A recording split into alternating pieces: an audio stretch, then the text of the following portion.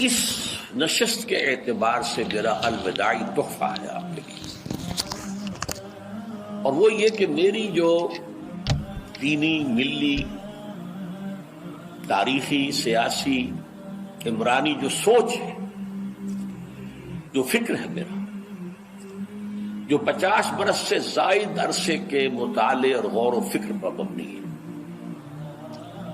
اس مطالعے میں میری آنکھیں بنیادی طور پر قرآن اور حدیث ہیں، لیکن یہ کہ دنیا کا مشاہدہ، کھول آنکھ، زمین دیکھ، فلک دیکھ، فضا دیکھ، دنیا میں کیا ہو رہا ہے، کیا کیا عوامل ہیں، ماضی کیا تھا، ہم کہاں کھڑے ہیں، اب کہاں جانا ہے، اس پر میری ایک سوچ ہے، میرا فکر ہے۔ پھر یہ کہ ہماری اخروی نجات کا دار و مدار کس چیز پر ہے۔ تاریخ کے بہاؤ کو نہ میں روک سکتا ہوں، نہ آپ روک سکتے ہیں، وہ تو ڈان بہتا رہے گا، اور اس کو فیصلہ کرنے والا صرف اللہ ہے۔ کسی فرد بشر کے اختیار میں نہیں ہے کہ وہ تاریخ کے بہاؤ کو موڑ دے۔ ہاں، محمد رسول اللہ نے موڑا تھا صلی اللہ علیہ وسلم، لیکن یہ ہے کہ ہم اس تاریخ کے بہاؤ میں تنکوں کی طرح بہتے چلے جائیں، یا یہ کہ ہمیں کچھ کرنا ہے۔ اس اعتبار سے میں اپنے فکر کا خلاصہ آج آپ کی خدمت میں پیش کروں گا، وہ میرا اس سلسلہ اجتماعات کے اعتبار سے الوداعی تحفہ ہوگا۔ اب میں آغاز کر رہا ہوں۔ پہلی بات، اس سبب میں 3 باتیں مجھے کہنی ہیں۔ سب سے پہلی بات یہ کہ زندگی کی سب سے بڑی حقیقت موت ہے۔ ہم بھلائے رکھتے ہیں، اپنے ذہن سے اسے دور رکھتے ہیں، لیکن واقعہ یہ ہے کہ زندگی کی سب سے بڑی حقیقت موت ہے۔ خدا کے منکر پیدا ہوئے ہیں، لیکن موت کا انکار کرنے والا تو کوئی پیدا نہیں ہوا۔ اس لیے میں نے آیت آپ کو سنائی، کل نفس ذائقۃ الموت، ہر ذی نفس کو موت کا مزہ چکھنا ہے، ہر جاندار کو موت کا مزہ چکھنا ہے۔ ثم الینا ترجعون، پھر ہماری طرف لوٹا دیے جاؤ۔ تو زندگی کی سب سے اہم حقیقت موت، اور موت کے بعد رجوع اللہ، آخرت، یہ سب سے بڑی حقیقت ہے۔ ایک حقیقت سب مانتے ہیں، سب جانتے ہیں، دوسری حقیقت کے اوپر پردہ پڑا۔ میں نے اس اعتبار سے نوٹ کیا، یہ الفاظ قرآن میں 3 مرتبہ ہے، کل نفس ذائقۃ الموت، ہر جاندار کو موت کا مزہ چکھنا ہے۔ انبیاء اس سے مستثنا نہیں رہے، رسول اس سے مستثنا نہیں رہے، اولیاء اللہ مستثنا نہیں رہے۔ وقتی طور پر استثناء حضرت عیسیٰ کا ہے کہ ابھی وہ زندہ ہے، لیکن عیسیٰ یاتی علیہ الموت، حضور نے فرمایا عیسیٰ پر بھی موت آئے گی، جب دوبارہ آئیں گے، زمین پر اتریں گے، پھر اس کے بعد ان پر موت وارد ہوگی، ان کی نماز جنازہ پڑھی جائے گی، انہیں دفن کیا جائے گا حضور کے پہلو میں، شادی بھی کریں گے، اولاد بھی ہوگی۔ باقی تو یہ ہے کہ کل نفس ذائقۃ الموت، سب کو موت کا مزہ چکھنا ہے۔ عیسیٰ بھی بالآخر اس سے مستثنا نہیں رہیں گے، بلکہ قرآن میں ایک جگہ کہا گیا ہے افإن مت فهم الخالدون، کیا ہے نبی، اگر آپ کا انتقال ہو گیا تو یہ کیا ہمیشہ رہیں گے؟ کون ہے دنیا میں جو ہمیشہ رہے؟ انتقال تو ہونا، آپ کا بھی ہونا ہے۔ انک میت وانہم لمیتون، یہ تو مختصر ترین الفاظ تھے۔ اس سے آگے بڑھیے، سورہ انبیاء میں فرمایا کل نفس ذائقۃ الموت وَنَبْلُوكُمْ بِالشَّرِّ وَالْخَيْرِ فِتْنَةً وَإِلَيْنَا تُرْجَعُونَ، ہر جاندار کو موت کا مزہ چکھنا ہے، اور اس سے پہلے پہلے ہم تمہیں آزماتے رہیں گے، خیر کے ذریعے بھی، بھلائی دے کر، صحت دے کر، دولت دے کر، اولاد دے کر، شہرت دے کر، اور برائی کے ذریعے سے بھی، تنگ دستی دے کر، بے عزتی دے کر، اہانت دے کر، ذلت دے کر، وَإِلَيْنَا تُرْجَعُونَ، اور پھر ہماری طرف لوٹائے جاؤ گے۔ یہ وہ دوسری حقیقت جو میں نے کہا کہ جس پر پردہ پڑا ہوا ہے، بہت بڑا پردہ ہے۔ لوگ یہی سمجھتے ہیں کہ یہی دنیا کی زندگی ہے۔ قرآن کہتا ہے إِنَّ الدَّارَ الْآخِرَةَ لَهِيَ الْحَيَوَانُ لَوْ كَانُوا يَعْلَمُونَ، یہ تو آخرت والی زندگی ہے جو اصل زندگی ہے، کاش کہ انہیں معلوم ہوتا۔ اس سے بھی زیادہ تفصیل سے یہ آل عمران میں آئی آیت، کل نفس ذائقۃ الموت وانما توفون اجورکم یوم القیامہ، ہر جاندار کو موت کا مزہ چکھنا ہے اور پھر تمہیں پورا پورا تمہارا اجر اور بدلہ دے دیا جائے گا قیامت کے دن۔ فمن زحزح عن النار وادخل الجنة فقد فاز، جو کوئی آگ سے بچا لیا گیا اور جنت میں داخل کر دیا گیا وہ تو کامیاب ہو گیا۔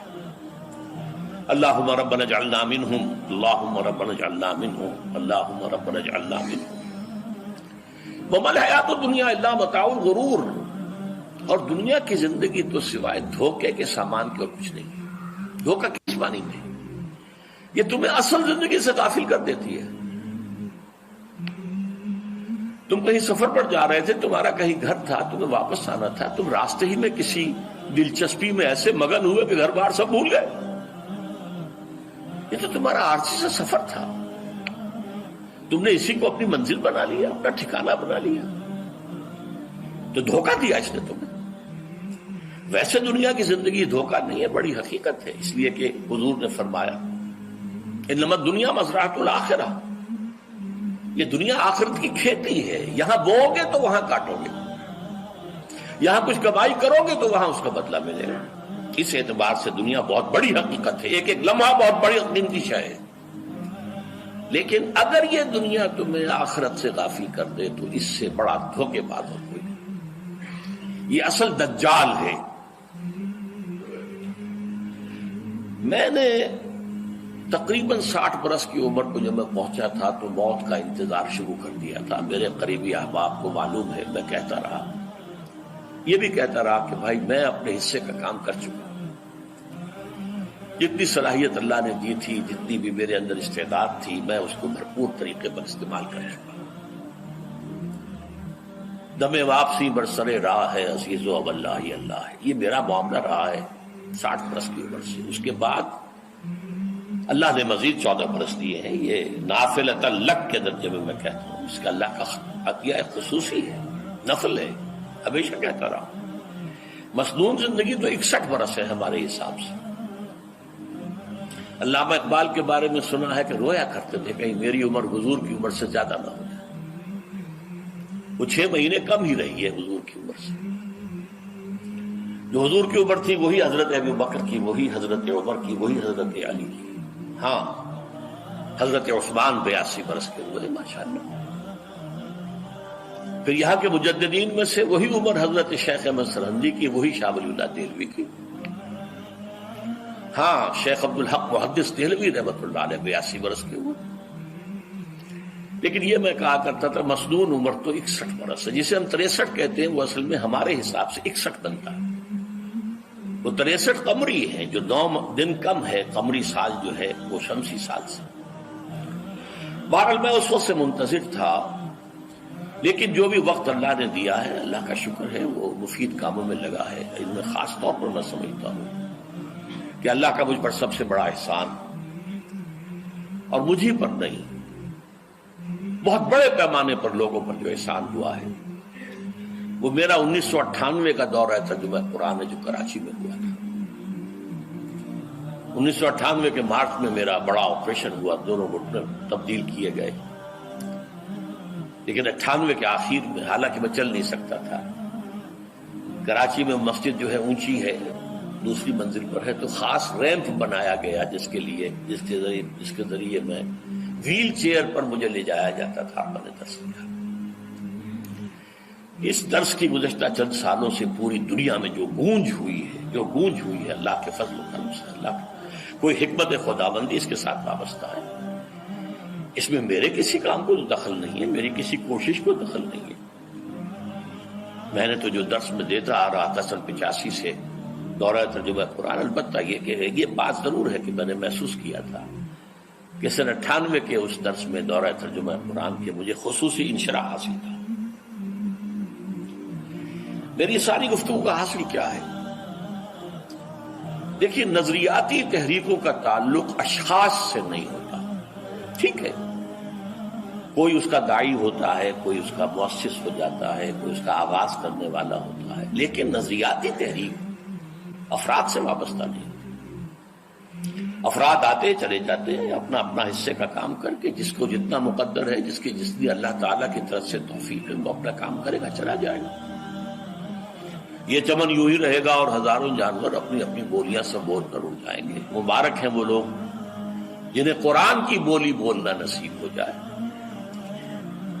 وَإِنْ يَحْسَبُ أَنِّي مِنْهُمْ، مجھے گمان ہے، اللہ کا فضل ہے کہ میں ان میں سے ہوں، میں نے قرآن کی بولی بولی ہے،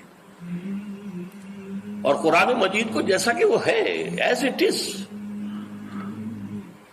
اپنے کو مذمومہ خیالات، اپنے کوئی ذہن سے زائدہ نظریات کو میں نے اس میں دخل نہیں دیا، جسے انگریزی میں آپ آبجیکٹیولی کہتے ہیں، خالص معروضی طور پر قرآن کو پڑھا، قرآن کو قرآن سے سمجھا ہے، یا پھر سیرت رسول سے سمجھا ہے۔ میں لفظ سنت کی بجائے سیرت استعمال کر رہا ہوں۔ قرآن مجسم حضور تھے صلی اللہ علیہ وسلم، اور حضور کی سیرت اور حیات جو ہے وہ قرآن مجید کی اصل تفسیر ہے۔ یہ حقیقت بھی بہت کم لوگوں کے علم ہے۔ وہ احادیث کا نام تو لیتے ہیں، احادیث بھی ہیں، سیرت بھی تو احادیث ہی سے ہمیں ملتی ہے، لیکن میں خاص طور پر سنت یا حدیث کی بجائے سیرت کا استعمال۔ قرآن کی دو سورسز ہیں، قرآن خود اور سیرت رسول صلی اللہ علیہ وسلم۔ دین کی بات پھیلانا صدقہ جاریہ ہے، ثواب کی نیت سے ویڈیو کو شیئر ضرور کیجیے۔ جزاک اللہ۔